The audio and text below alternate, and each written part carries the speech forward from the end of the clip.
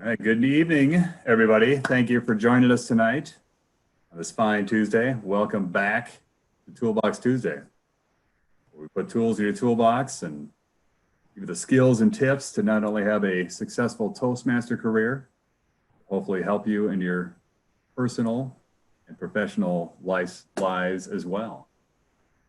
Tonight, we're in for a treat. Tonight, we have Mark Skipper, our 2017 District 6 International Speech Champion. He won that competition with his speech, The Power of a Hug. Mark says after winning the competition, he is often greeted by fellow Toastmasters with, aren't you the hug guy? Followed by a bro hug. Mark continues to compete in annual speech competitions because his goal is to become the Toastmasters International World Champion of Public Speaking. Mark is an active Toastmaster beyond just competing in speech competitions. He's currently the president of Northwest Metro Toastmaster Club in Maple Grove and the immediate past president of TikTokers Club in Plymouth. Professionally, Mark owns Mass Office Cleaners and has just completed his 6th year in business. Prior to founding his business, he spent 25 years as a professional fundraiser for the Boy Scouts of America and Dunwoody College. In Dunwoody alumni myself, I thank you for your service, Mark. Mark says speaking and engaging an audience is his true passion. He's kicked off his professional speaking career focusing on inspirational keynotes, public speaking, workshops, and networking seminars. Before we introduce Mark, I'd like to share with you the champion's speech that brought him to the international competition. Get this correctly here, bear with me. I am a Toolbox Tuesday rookie, so hopefully everyone can see my screen. Let's take a few moments to enjoy the champion's speech by Mark Skipper, The Power of a Hug. The Power of a Hug, Mark Skipper.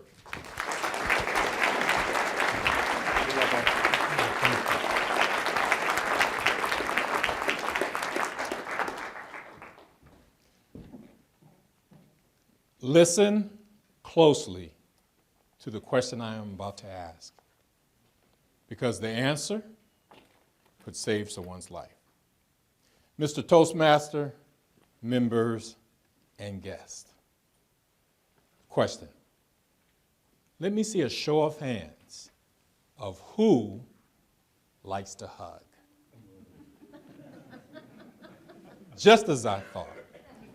Half of the room would raise their hands, and 100% of them would be women. It's something about women that they understand the power of a hug. They know that hugs exchanges energy, that it makes people feel safe and makes them feel secure. Men, it's a different story. We don't quite understand the power of a hug. So I hope over the next few minutes to share why it is important for you and me to hug. Because I'm a man, I understand that it's not natural for us to hug, but I also believe some of our past experiences may have impacted how we feel about hugs. Let me share an experience that I had. In fact, every summer, my family would go down to visit my mother's sisters. And my mother's sisters would give me what I call auntie hugs. Or a better name for auntie hugs might be the hug of death. We would go to visit Aunt Mayreen, and Aunt Mayreen would see me walk in the door, and the first thing she would say, "Look at that big head little boy. Ooh, you got a big head. Come here and give me a hug." And let me tell you, like I said, it would be so tight and I can barely breathe. I hated being hugged. But as I look back as an adult at that experience, I have to admit, it made me feel loved, it made me feel safe. made me feel secure. I guess there's really power in a hug. As I got older, I began to notice that men were beginning to greet other men with a hug similar to what women currently do. But it was a little bit different. In fact, we call those bro hugs. And for the women out there, you're trying to figure out what is a bro hug? Let me give you a demonstration of a bro hug. So you're out and about and you see a friend. Hey, Mike. The friend says, hey, Mark. The first thing you do, you step up and you give them an aggressive handshake. The second thing you do, you both pull each other close, almost like you're doing a chest bump. Third, you both take your left arm and you wrap it around the back of the other. Now, ladies, this is the most important part, so pay attention. You give 2 quick pats on the back. Pop, pop. Then you got to let go.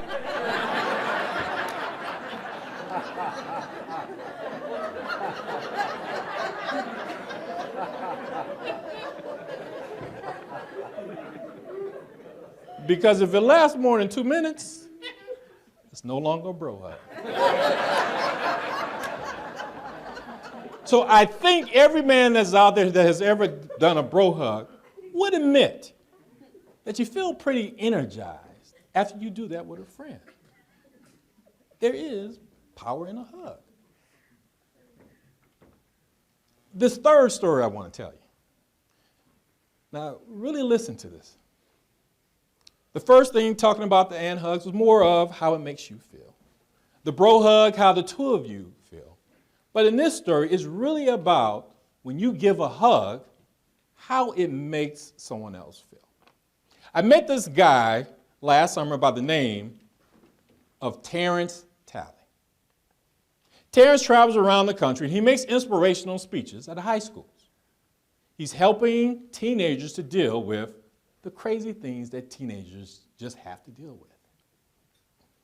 Well, one of the things he does at the end of every speech, he offers to the students to come down, stand in line, and receive a dad hug.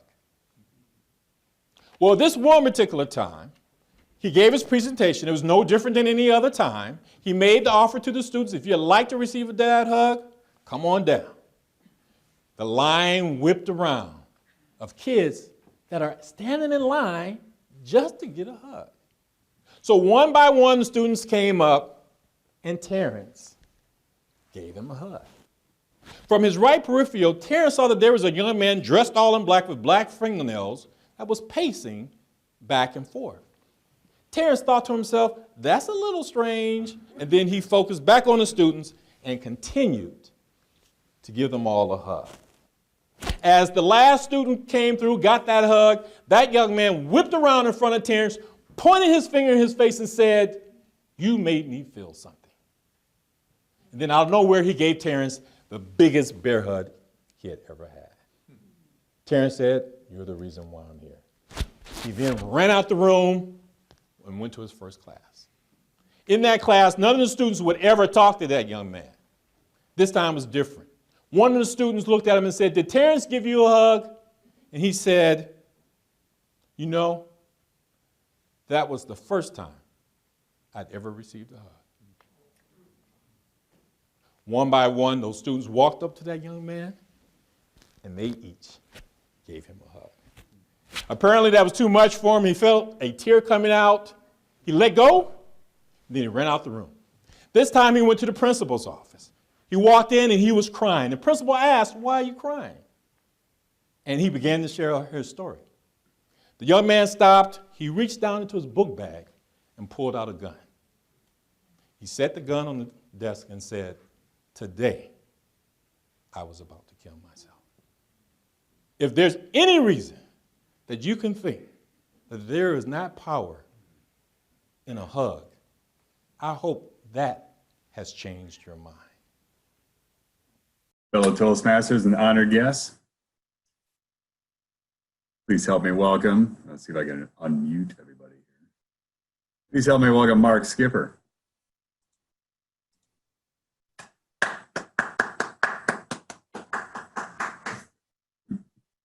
Good evening, everybody. I am excited to be here to share with you some of my thoughts about becoming a champ and competing in upcoming competitions. I don't know how many of you have ever been to a spa before. Over the next few minutes, I'm going to take you to a spa. Well, kind of to a spa. SPA is actually an acronym for what we're going to talk about tonight. And the first thing, the S, we're going to start off and we're going to talk about selecting a topic. In preparing for the first contest that I was in 2017, I was racking my brain about what kinds of things should I talk about? What would be a speech that could possibly win, at that time, just the first level, which was the club. First thing I decided was I was going to talk about something personal. But as you select a topic, think about experiences that you've had in your life that have made a significant impact on you, something that happened that was a little funny, but something that really touched you emotionally. Also look for things that in most cases will be relatable to most people. Challenges that you've had in your life. You'll hear a lot of speakers, if you go and you see videotapes of past international speakers, they'll talk about things like their marriages.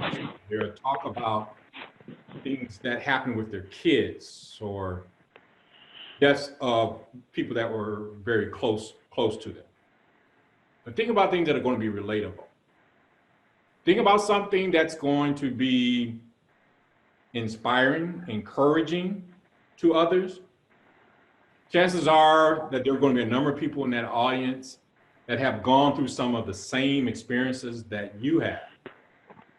When you share that story, you want to be able to connect with them so that as you're talking, they really are thinking about their personal experience. And to some degree, they become a part of your speech.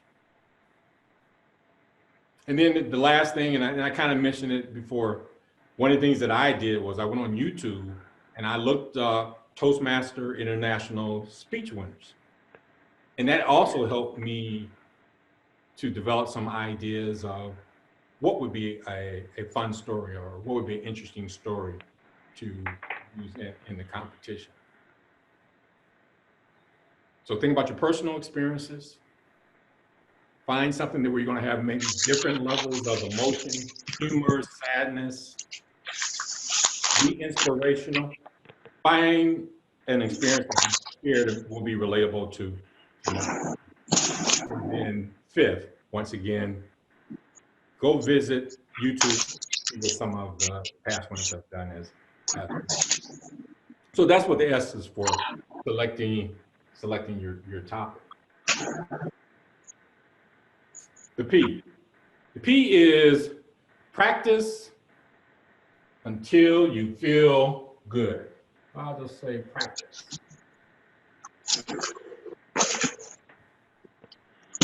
I know you're probably thinking that's pretty obvious. We know we have to practice, and we have to practice.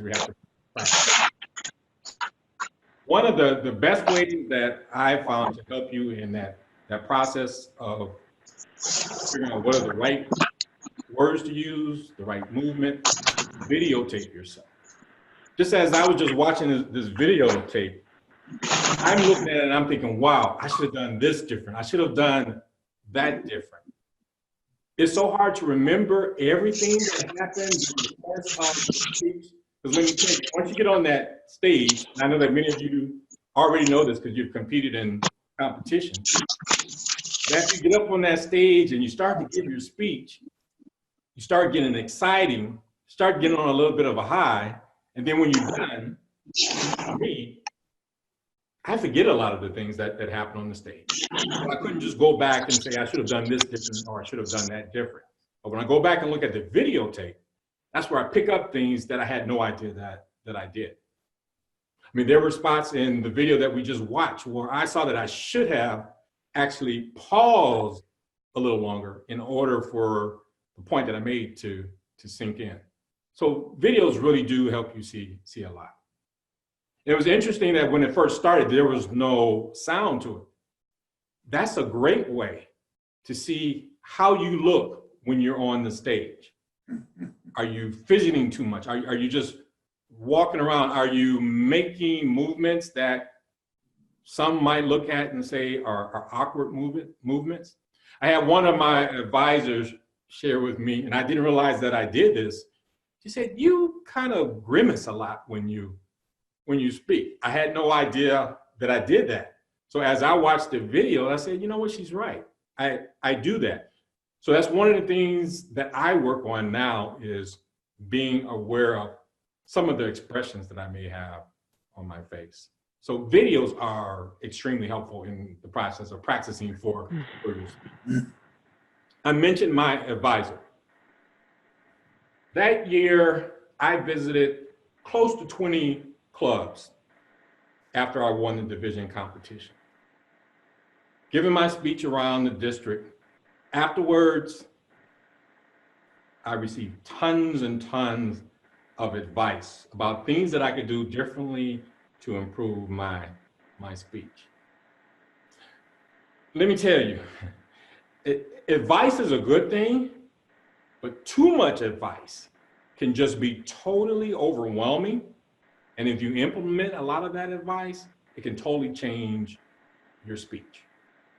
So one of the things that I would recommend or advise you to consider doing, that as you are moving through the club and then you make it to the next level, find maybe 2 or 3 people that you really trust their input, for you to really listen to the suggestions and improvements that they make to you, and use when you visit others more so to practice.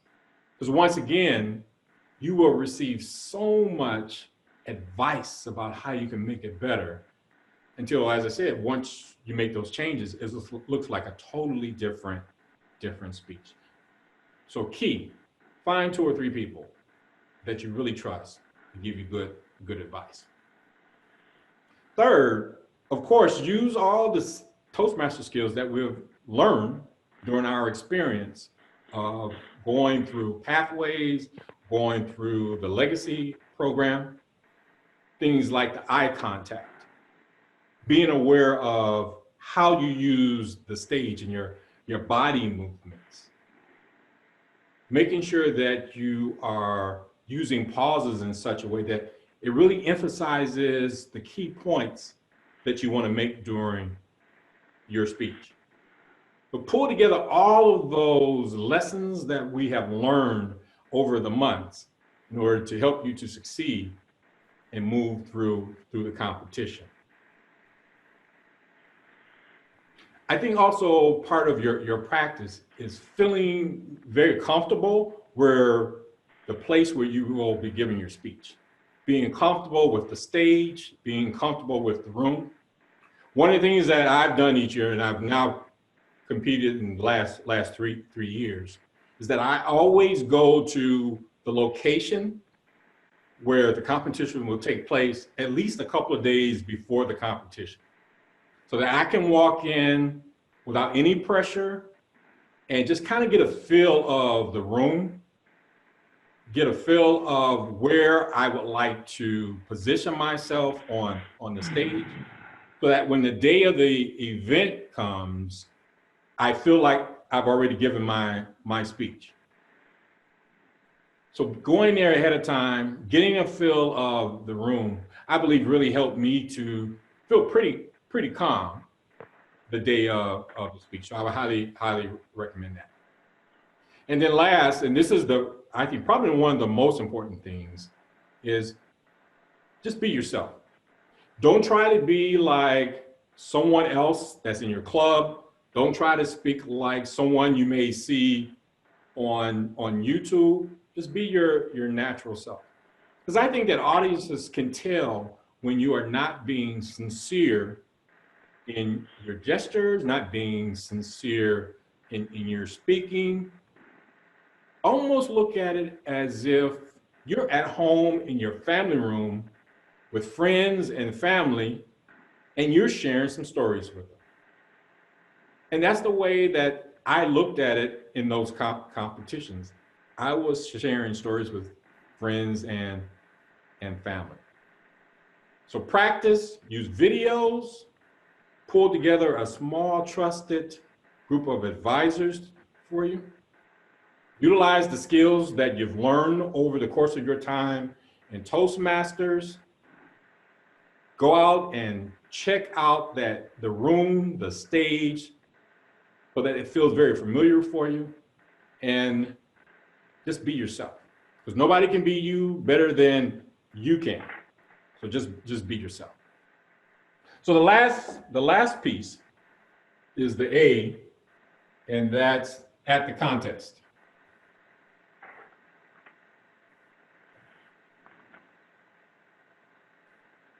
Topic.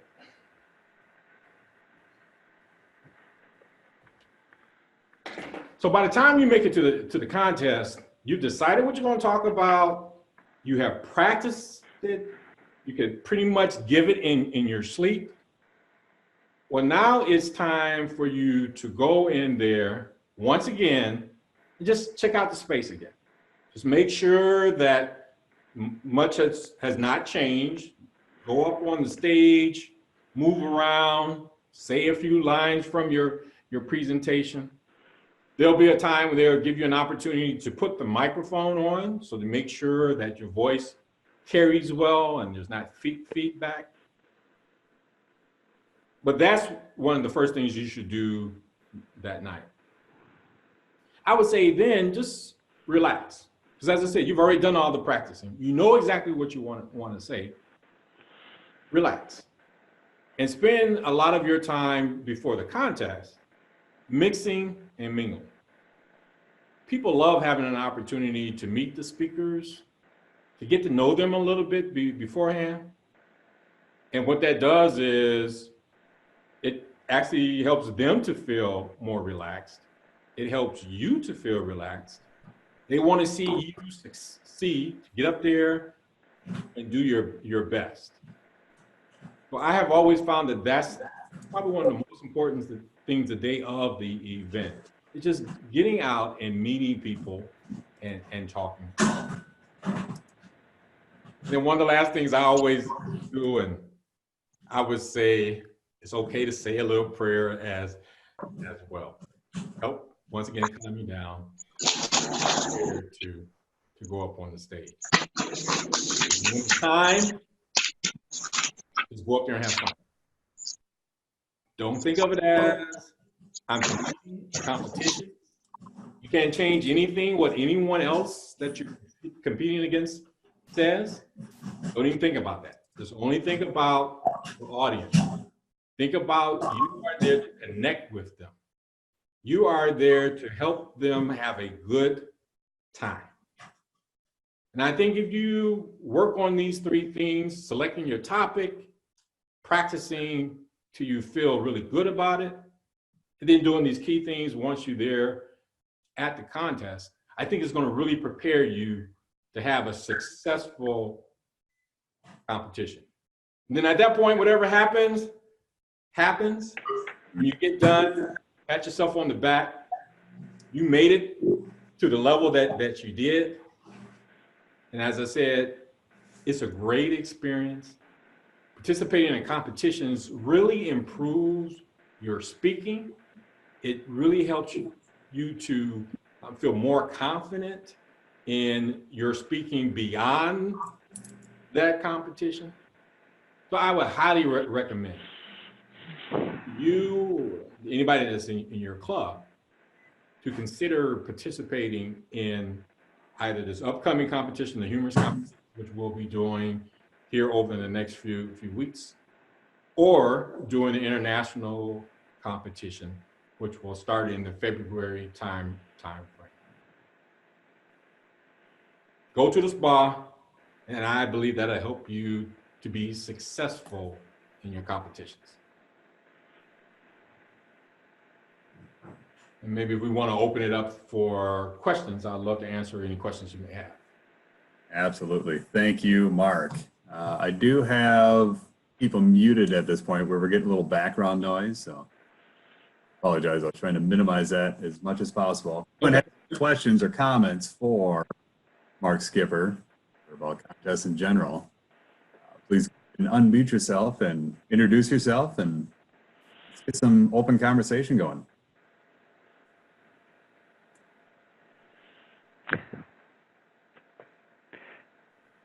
Hey, Mark, Brian Rice. Can you hear me? Brian? Thanks for those tips. Those really help people. I think I've always noticed that people that compete in speech contests also tend to be the people that turn out to be better leaders too. They turn out to, at least they have exposure to something outside of the club. So speech contests can be a good way to get people to be maybe a future area director or whatever. So a speech contest does expand your horizons quite a bit. And I think people might not want to compete because, it's too scary. I get too nervous. But I think the more you do it, you beat those fears and you become more comfortable. Like you said, get relaxed. Mm-hmm. And that's a hard thing to learn. But I think you seem to do it very well. Thank you. I really see the competition no different than probably for most of us. We got into Toastmasters because we didn't feel very comfortable standing up and speaking in front of people. I mean, we actually had that fear. Then we get to the point of doing it more and more. Then we become more comfortable with it, and our self-confidence rises. And I see that's the same way with the speech competitions. Just jump in and do it. You probably will be a little fearful the first time that you do it. But once you complete your speech, you're going to take a step back and look and say, wow, I did that. And it was not as hard as I thought it was going to be. And I found that to be the case with me. And I used to be terrified of standing up in front of people and speaking, let alone competing against other people. So I would say just get out there and do it. You do it that first time, it's not as bad. You'll be ready to do it again. And once again, it really increases your confidence level. Thank you for that question. Mark, Ann Gretch had put in the chat box, I think she's having audio trouble, but she had a question, wanted to know is, are you competing this fall? This fall, as in now, I'm not competing this fall. No? So I will be helping out in other volunteer roles during the course of the fall. But my plan is to compete once we go into the spring competition. Gotcha. Very cool. Thank you. Any other questions for Mark? Any comments? If I can add to one of the reasons my initial feeling of not wanting to compete in, Yes. I never thought that I was funny. So when you think about a humorous contest, you think you need to have people participate that are funny. But one of the things that I've found is that you look back at a lot of the experiences that you have. Mm-hmm. They may not have been funny back then when they actually happened. Like, for instance, I talk a lot about things like dogs in my youth that used to chase me. And I talk about how I used to get disciplined by my mom. It wasn't funny then, but when I think about it now and I share them in speeches, I found that other people find them to be funny.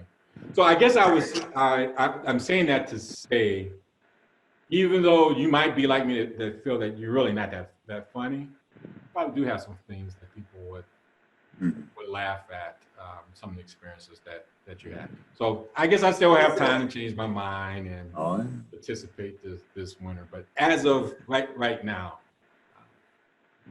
I'll be helping out as a volunteer. You know, it's funny you mentioned that. In your home club of TikTokers, I remember one of the times I was visiting as a division director, and there was a member of the Club, Lothar Schwab. Yeah, yeah. He was visiting, very German, very engineer, very straight-laced. He said he couldn't join the club because he didn't have inspirational or funny.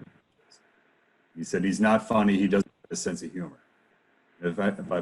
Last year, he competed in the humorous contest and probably one of the most hilarious stories I had in a long time, and delivered very well. So as you said, a lot of people that think they're not funny are probably some of the funniest people out there. That's right. That's right. Some are. So for those of you that think you're not funny, you are first runner-ups in the humor contest. Get your butts out there. Just laugh, because tell us that story. That just popped in my head. I remember that. Yeah. And I would say if you've never competed in any speech contest, just look at it maybe as this is your first try just to get out there and stand up in front of people and compete, whether you think you're funny or not, so that it just makes it easier for you the next time. Because maybe you want to participate when February comes in the competitions that are leading up to the district competition. Absolutely. Of the people that are on the call tonight, how many of us have competed in speech contests in the past? I have. I know Mr. Rice has, and he's done well. Mm-hmm. Watch out for Brian Rice. I'm dangerous. Yes, you are. I've competed against him. He certainly is. I see Helen Grothy's on the call. I know she's competed. Uh-huh. She competed against you, if I recall, Mr. Skip. Yes. Mm-hmm. Ian? In fact, and she has given me some good input and past speeches that I think have helped me to improve them. And I believe Ann has competed. Everyone on this call has competed except for me. They won't let me compete. They keep throwing me in district leadership, so they won't let me compete. All right. I'd be times, and I encourage. Well, go ahead. I haven't competed in contests, and I encourage every member of a club to try it, because even if you don't win the contest, you've grown in the aspect you've been in front of the audience competing. I think we can agree with that. Who is this, by the way? That's Mary Torno. Mary Torno. There's Mary Torno. Welcome, Mary. I saw you logged on. See, I saw I got your email earlier. Glad you were able to join us this evening. Helen here. Thank you. I'm glad I got there. Helen, how are you? Zoom did not work. Zoom did not work for me again. That darn Zoom. We'll figure it out. I had a little hiccup. Yeah. Helen, do you have a question or comment for Mark? Comment for all, Mark. In regards to competing in Toastmaster clubs, contests, and going on to the area and the division all the way up. A lot of people think you're competing against other contestants. Yes, you are. However, you're competing against yourself from the last speech that you gave. You're raising the bar, if you're a pole vaulter, in increments, not in feet or yards or anything like that, but you're competing and raising the bar on yourself in the increments that show the greatest improvement. Mm-hmm. You know, everything really starts in our mind, and how we choose to look at it impacts how we perform. If we look at, I guess I should speak for myself. When I look at it as I am having a conversation with the audience, and I want to connect with the individuals there, and not thinking about the 4 or 5 other people that I'm competing against, because I can't change anything that they do or anything they say. My focus is only on connecting with the people that are there in the audience. And I think by thinking of it that way, at least for me, it takes a lot of pressure off. I'm not worried about competing. I'm just trying to have a conversation with the people that are sitting out there in the crowd. So I think how you choose to look at it really does make a difference in your level of comfort when you get out there and speak. How you say it. You've brought you've brought out an impacting statement in that we aren't in this world competing with one another. We're in this world trying to improve our own being, but we're also in the world to express our concern to help people think in a different pattern. Exactly. Because as I said, probably every speaker that gets on that stage has something to say that's important to somebody else that's sitting out there in that audience. You may not have any idea that they have had a similar experience that you are talking about, but you bringing that up in your speech could help that person to make a decision that they were on the fence, deciding what they were going to do next after hearing you speak. That could change the direction in which they choose to go in. So really looking at it as not looking at yourself when you're up there speaking. At that point, it's all about the people that's sitting out there in the audience. It's not about you at that point. It's really about them and connecting with them. Now take that same scene and move it into a meeting in a business or in a community, and think of it in that perspective, what can happen. Mm-hmm. Absolutely. Hey, Mark, this is Ann. Can you hear me? Hey, Ann, how are you doing? Doing good. Good. I can't remember. How long have you been in Toastmasters now? Well, I was in Toastmasters two different times. The first time was 1998 to I think about 2001. So I was in about three to four years. And I got out because I thought I was too busy. Just had a baby. And then I got back in this time in 2016. So that's probably about 3 years, the second time of being in Toastmasters. Yes. So I think that's fantastic. As someone, with the number of years that you've been in Toastmasters and you're at this level, you're all the way up to the district level competing. I think that's fantastic. I mean, you're a real role model for people who are like, oh, I don't know, I've only been in a couple of years. I don't think I should be competing. It's like, no, you should be competing. You'll just have that ability. Doesn't matter how long you've been in Toastmasters. If you have this talent, then you should be competing. So you're a good role model. Well, I appreciate that. As I said, so I've been in for 3 years. The first year is when I actually got first place in 2017. The 2 years after that, I got second place. And I say that to say, every year, you're not guaranteed to win just because you won the year before. There's no guarantee that I could even get out of my club, because we have a lot of great speakers at the club level, at the area level, the division level. So every year changes. It's almost like any year, 2 pro football teams, anybody could win. And that's the same way with the speech contest. So you have to go in there, know what you're going to talk about, feel very comfortable with what you're going to say, then get up there and just connect with the audience. And wherever the chips fall, they fall where they may. Thank you for your comments, Mark. I appreciate it. You're welcome.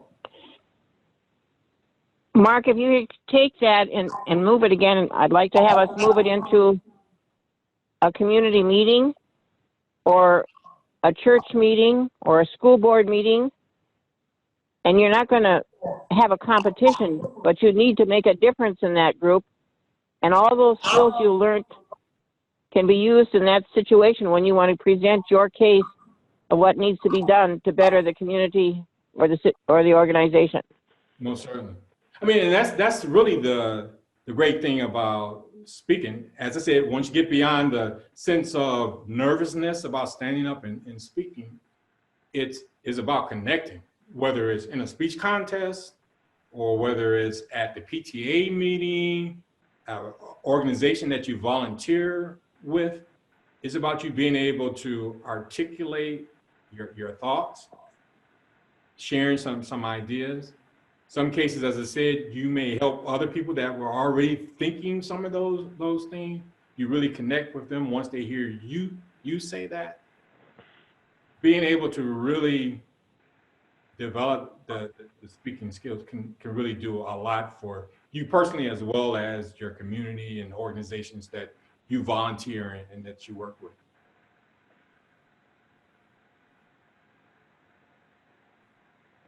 Good stuff. Any last questions for Mr. Skipper? We're getting to the top of the hour.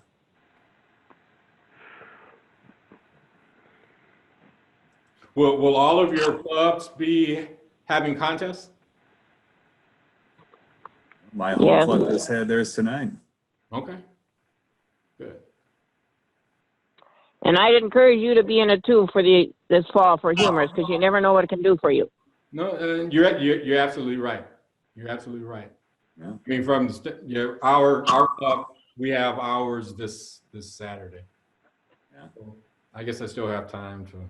Still got time. You're in. Still have time. Maybe I'll talk about Ringo or talk about Prince as one of those dogs. Oh, they're both great stories. And if it Yeah. this is the bar for everyone else, Mm-hmm. go ahead and help them step it up. Just like when I know the 2 years that you got second place, it was look at the competition. It was like they were raising the bar for you, which I love how you accept the challenge every year. I've heard many people come up and go, "Oh, Mark, it's gonna be tough. It's gonna be a tough year," and you're like, "I love it. Bring it." And usually the winner is your champion right there. Put your head on the pillow. Put your head on the pillow tonight and wake up in the morning and say, "I'll do it." Right.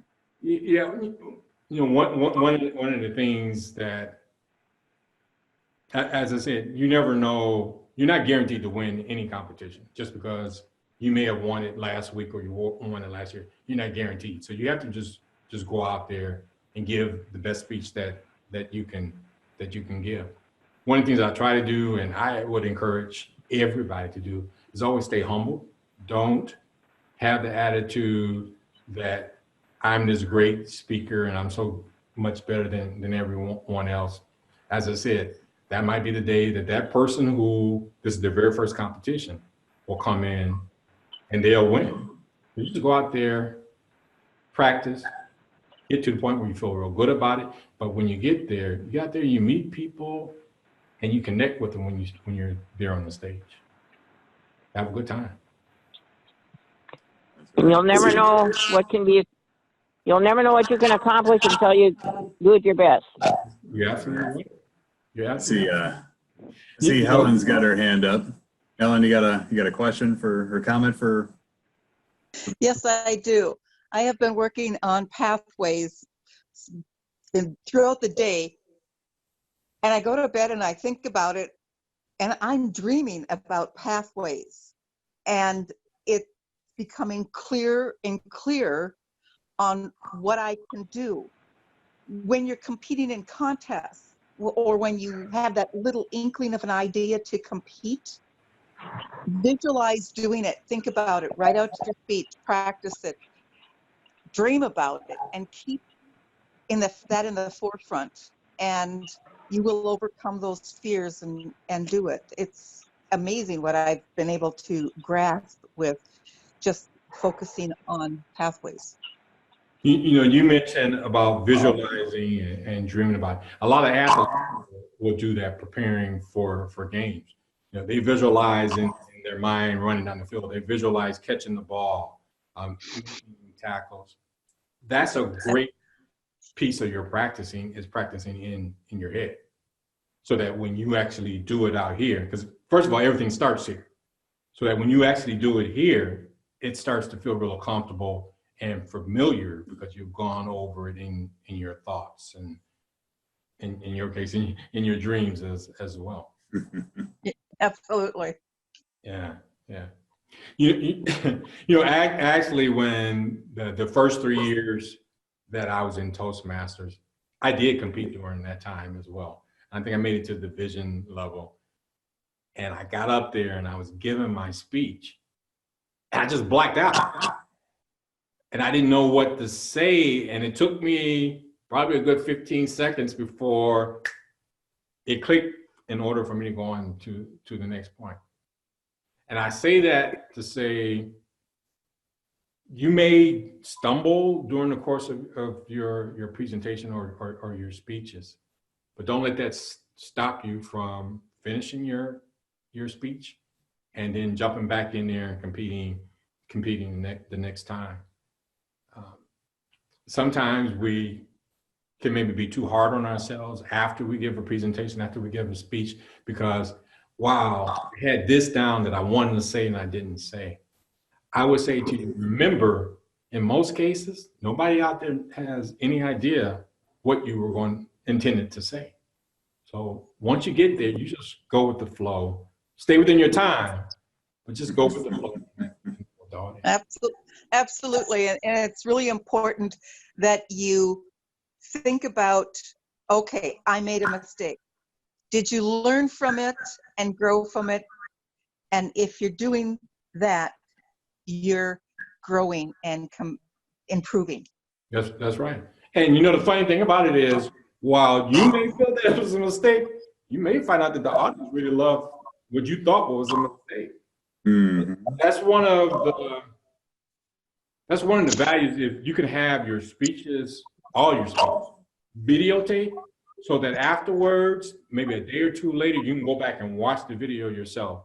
See what you did. Were there places that maybe you should have put more pauses in? I should have used the stage a little better. Or that spot that I thought was a bad mistake that I made, and everybody's laughing, they're laughing with you and not at you. Maybe that's in your speech you take out. So I would say don't be too hard on yourself if you feel like you didn't do something you wanted to do during the speech. Yes.